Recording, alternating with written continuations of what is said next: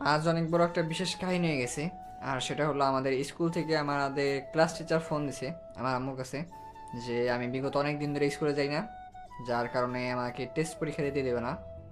পরে আম্মু বিষয়টা বললো খুলে যে আমি অসুস্থ শারীরিকভাবে, আমার গলা টনসিল অপারেশন করা হয়েছে। এইসব কথা আম্মু খুলে বললো। পরে স্যার বললো যে একটা অ্যাপ্লিকেশন লিখতে, অ্যাপ্লিকেশন লিখে জমা দিলে নাকি কোনো সমস্যা হবে না। একে তো এমনি সময় সুস্থ অবস্থায় স্কুলে যাই না, এভাবে ক্লাসগুলো করেই নেই। আর এখন তো অসুস্থ, একটা উসিলা পাইছি মাত্র। সো আজকে বসে গেছিলাম সে হলো অ্যাপ্লিকেশন লিখতে।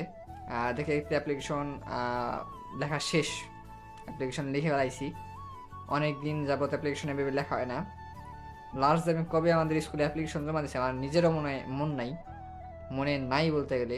অ্যাপ্লিকেশন লেখাটা ভুলিয়ে গেছিলাম।